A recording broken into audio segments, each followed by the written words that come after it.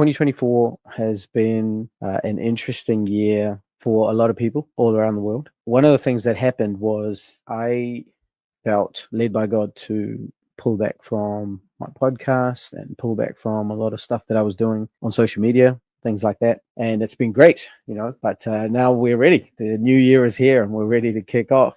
And so I wanted to jump on impromptu just to share something and get this first podcast out of the way since it's been a while. And I work with a lot of people who launch things, who either write their first book or start a business or start an online channel, start social media channels. And this is something that I'm always teaching them, is to take your step even when you don't feel like it, to go for it even when you don't feel like it, when you're not sure if it's a good thing, when you're unsure of how well you're going to do, and it's been a great journey watching people jump into all these things. And so tonight, as we look into the year, there's a couple of things I want to share with you that may help you before you jump right into 2025. So I think New Year's are amazing. I think new months are amazing. I think new days are amazing. And I love the fact that we get to finish something and start something again. So personally, there have been times where I've had bad days and really hard days, and I'm glad that the day's over because I get to sleep and wake up to a new day. And so there are times where you might have bad months, bad seasons. And I love that a new year is a good, fresh start. It's a time where you get to start brand new, afresh. And people usually get into goals and get into resolutions and get into things like that.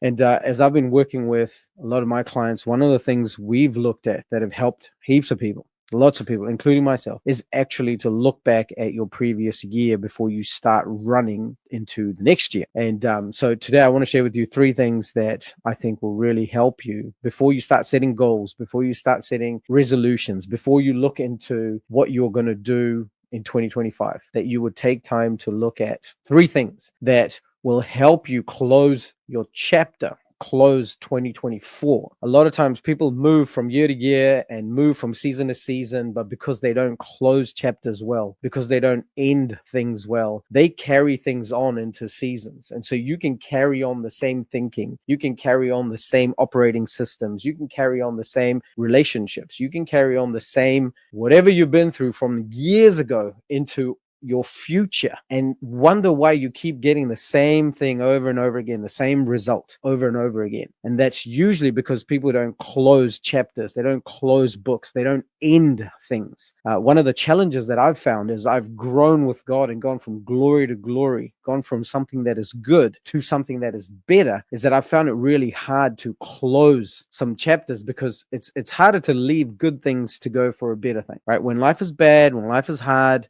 when things are not that great, it's easy to choose the better thing. But what about when things are pretty good? What about when things are okay? Are you willing to let that go to move into the better? And so closing chapters, closing what's going on currently that you don't want in 2025 becomes very, very important. And a lot of people don't do this. So if you're someone that's been listening to the podcast, or even if you're someone that actually wants to walk out your scroll, walk out your purpose, walk out your divine design, which is what I'm all about, then you might want to get a piece of paper and you might want to do these exercises. You might want to do the actual action pieces, right?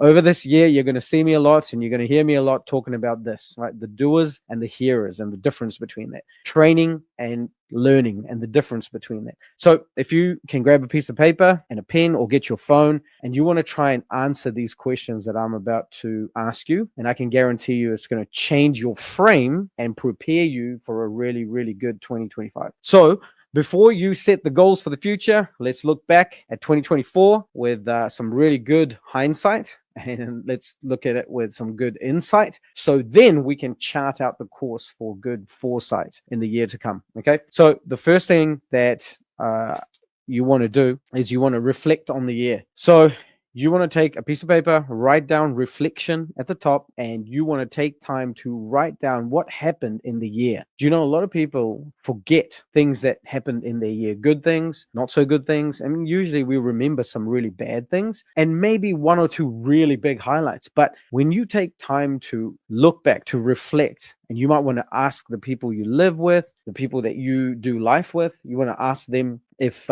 They can remember some things that happened, and you want to go through your year and look back at all the good, all the bad, all the not so good. And right now you're just reflecting. So when you reflect on something, you think deeply about it. That's all you're doing, right? So go right back to January, February, March, all the way through the year, and think carefully about what happened. Did you go through some times that are really good, some times that are not so good? What were the adventures that you had? What were the mistakes that you made? You want to think through some of those, okay? So we're reflecting on it, all right? The next thing we want to do is we review it. And this is where you go deeper on your reflection. So reflection, I'm just thinking back on everything that happened in the year. But as I start to review it, I am now going to assess what happened. And the reason this is really important is because if you're doing this properly, you will catch some patterns that maybe happened in January, that showed up in March, that showed up in June, that showed up in September. And by the way, I mean, if you're someone that just likes to live life and whatever happens, then that's great. This exercise is probably not for you, right? And a lot of the podcasts are probably not for you. But if you're someone that's like, I actually want to walk in the fullness of what God has for me, if you're someone that actually wants to co-create, walk into what co-creating with God means, what it means to be a co-heir, what it means to have a vision, and what it means to walk out your purpose and walk out your destiny, then this is something that I totally recommend you do, because it is going to give you so much insight. And some people don't realize that what they went through in September, they actually went through the same thing 3 other times in the year, because there is a way that they think that's causing them to believe something, that's causing them to act a certain way, that causes this problem to keep showing up. And I've met a lot of people who have repeat cycles of pain that they could walk through this if they are willing to take time to review, right? So we're reflecting on the year, then we're reviewing, and we're looking and assessing the thing. So when I look back at my year and I had a lot of great highlights. I spent 2 months out of the country with my family in India and Dubai, and it was amazing. I met a lot of amazing people. I got to see a lot of things that are going on in these two nations. I came back. I had a trip to Singapore. I was part of a Kingdom business event there, and that was interesting, just watching how people move in terms of kingdom principles in Singapore with the people that I was with. Then I got to go to Hawaii. I got to meet a really good friend of mine, get to know him on a personal basis. It was awesome, right? So this is me just reflecting on my year. I pulled right back from a lot of social media, a lot of podcasts. I went deeper with God in terms of my hiddenness, right? I felt God really called me to a deeper place. And while that was happening, a lot of good things started to explode in my life, right? So I was learning a lot of things, but it's really important for you to take time to be able to review and reflect so that you can start to reassess for the future. But when you don't take this time, you will pursue the same thing. Now, what do I mean by this? In 2018, 2019, I joined groups, Kingdom entrepreneurship groups. I joined different challenges. I joined different things where people were pursuing something, and then 3 years, 4 years, 5 years, 6 years, coming up to 6 years now, but 5 years later, people were still pursuing the same thing. They're still chasing the same goal. They're still chasing the same, I want to grow my business. I want to start a business. I want to write a book. I want to launch that thing. But they never launched it. They never started that thing. They never wrote that book. They never moved into the thing because they didn't take time to do what I'm saying to you right now. So when we reflect, we look back at the year, but then when we review, we assess the year. And I look at what was good about this, what was not so good about this, right? That really hard time in my life, what happened there? So one of the challenges when I reflect back to my year is that I had to cut off a lot of relationships. I had to back off a lot of relationships. And as I went deeper on this reflection and this reviewing, I started to see my strength has always been relationships. But when you overplay a strength, it becomes a weakness. And I started to see how my strength was becoming a weakness. Now, I couldn't do this if I'm not willing to reflect and review. So I highly recommend that you take time to review and reflect. So assess your year. Look at what happened. Did you make any decisions? Did you invest? Did you invest money? Did you invest time? Did you invest your resources into something? What happened? Was it good? Was it bad? Did you lose? Did you win? Right? And you want to take all of this because it's giving you data. Now, why is data important? You know, if you've seen my podcast, you've seen the people that I converse with, the people that I do podcasts with. There's a wide variety, wide range. And I've got people that are so mystical, but, and then people that are don't even believe in miracles all the way through. And so the people that follow them, the people that follow the guys that I do podcasts with, there's so many people where there is no fruit in their life. And you don't want to be a person that's just someone who talks a lot and there is no fruit in your life. Okay.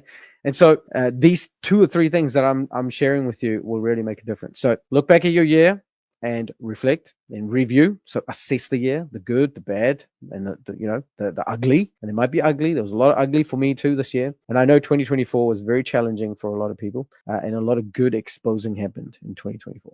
Right. And then the last thing is now we debrief. Okay, so what's the debrief? Debrief is where we take time to go, what do I want to take with me in 2025? What do I not want to take with me in 2025, right? What am I going to leave behind? What are the habits I want to leave behind? What are the patterns I want to leave behind? What are the relationships I need to leave behind? And this is a very big step. Okay. People that don't do this part jump straight into goals and wonder why the goals don't happen. It's because they've taken things into the new season that was supposed to be left behind in the old season. All right. So we're reflecting on the year, just looking back on everything. Then we're reviewing the year. So we're going to look at what was good, what was not so good, right? We're going to assess it. And then the last thing, we're going to debrief. This is where I consciously make choices and decide what is coming with me, what's not coming with me. And if you do these 3 things, I guarantee you, okay, I guarantee you that 2025 is going to be awesome. So I hope you're going to do that. And I feel really good that I've gotten a podcast episode done on January 1st. I'm really excited about what's to come this year. And if you found benefit from anything that I said, please let me know in the comments or private message me. And I hope you're super excited about the year also. Okay. And excited to go deeper on goal setting, on setting the vision, on process and planning, all these kind of things in the days to come. I'll be doing little sessions on them. So I hope to see you on the next one. Talk soon.